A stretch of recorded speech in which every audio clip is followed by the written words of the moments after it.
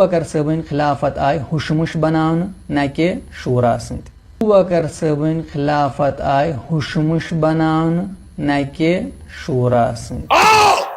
اور میں تمہیں بتلاؤں، اور نبی نے ابو بکر کی امامت کو تینوں سنتوں سے ثابت کیا ہے. قولی سے بھی ثابت کیا، فعلی سے بھی ثابت کیا، تقریر سے بھی ثابت کیا. غشی تاری صحابہ مسجد نبوی میں دم بخود بہتے حجرہ عائشہ کی طرف دیکھ رہے ہیں، اس کے حجرے کی طرف دیکھ رہے ہیں جس کا نام تجھ کو گوارا نہیں ہے، اس کے حجرے کی طرف کہ قرآن نے جس کو مومنوں کی ماں کہا ہے،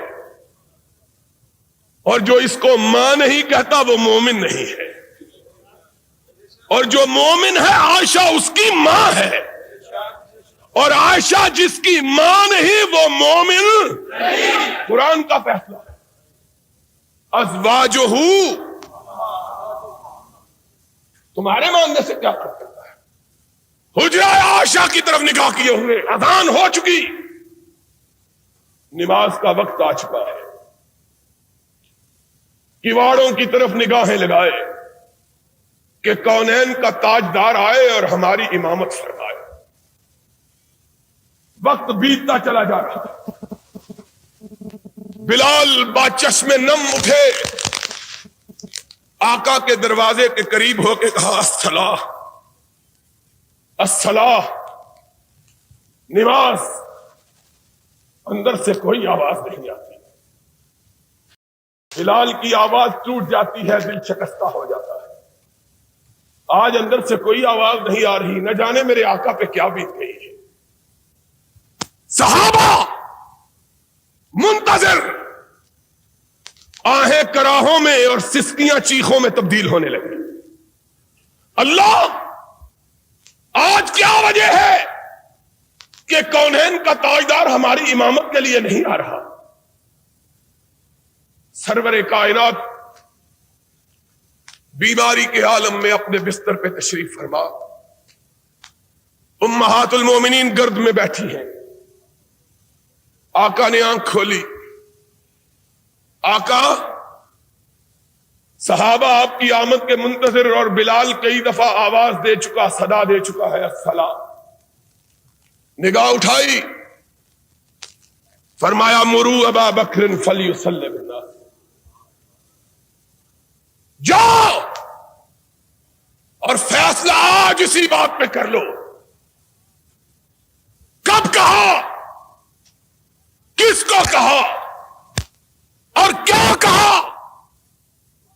بنو ہاشم کے لوگ موجود ہیں، اپنے داماد موجود ہیں، اپنے چچا کے بیٹے موجود ہیں، عقیل موجود ہے، علی موجود ہے، ابن عباس موجود ہے، فضیل موجود ہے، اور تو اور رسول کا باپ موجود ہے. وہ باپ جس کے متعلق آقا کائنات نے کہا تھا ان عباس امی سن وہ ابھی، عباس میرا چچا ہی نہیں محمد کا باپ بھی ہے. اور وہ عباس جب جنگ بدر میں قیدی تھا اور قیدیوں کے ساتھ بنا ہوا تھا تو صحابہ کہتے ہیں ہم نے آقا کے خیمے پہ نگاہ ڈالی، دیکھا کہ آقا کے خیمے سے سسکیوں کی آواز آ رہی ہے. لوگ اجازت پا کے حضور میں حاضر ہوئے، یا رسول اللہ آپ اور آپ کی آنکھوں میں آنسو. فرمایا میرا چچا عباس قیدیوں میں بندھا ہوا ہے، محمد کو چین کیسے آ سکتا ہے؟ وہ چچا عباس ایمان لا چکا، اسلام قبول کر چکا، اور سرور کائنات کے دست مبارک سے خلعت فاخرہ حاصل کر چکا. صرف چچا ہی نہیں، بنو ہاشم کا سردار بھی اور کیا کہوں، تمہاری روایات کے مطابق حسن بھی موجود ہے، حسین بھی، لیکن امامت کے لیے میرے آقا تو نے پکارا تو کس کو پکارا؟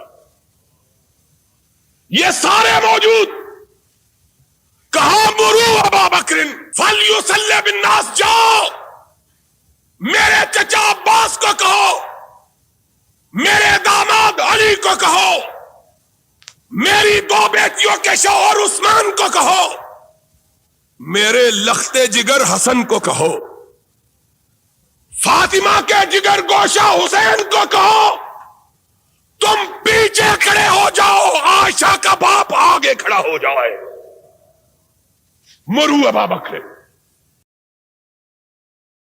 فلیصلی بالناس، جاؤ ابو بکر کو کہو آگے کھڑا۔ اور کس کی مجال ہے کہ دم مارو؟ کوئی اعتراض کر کے دیکھے تو صحیح، وہ اعتراض کرنا تھا تو اس دن کرتے، کیوں نہیں کہا؟ آقا کس کو آگے کھڑے کر رہے ہو؟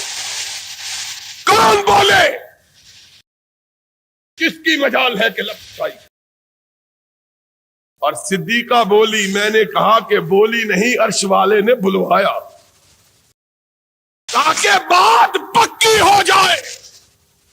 کہا یا رسول اللہ کسی اور کو کہہ دیجیے، نگاہ اٹھائی، فرمایا لا ينبغي لقوم ان يكون فيهم ابو بکر ان يؤمهم غیرہ، ابو بکر کے ہوتے ہوئے کوئی دوسرا محمد کے مصلی پہ کھڑا ہونے کی جرت کر سکتا ہی نہیں ہے۔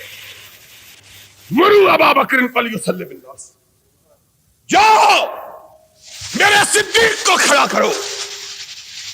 ہائے ہائے، تیسری مرتبہ پھر خدا نے کہلوایا، آقا کسی اور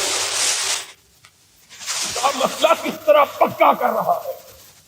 کہا یا اللہ والمؤمنون الا ابا بکر، فرش والے بھی نہیں مانتے، عرش والا بھی نہیں مانتا، نہ فرش والے مانے نہ عرش والا مانے، تو اکیلے ابو بکر کو مانے۔ جاؤ ابو بکر کو کہو میرے مصلی امامت پہ کھڑا ہو جاؤ۔ بلال نے تب دستک دی،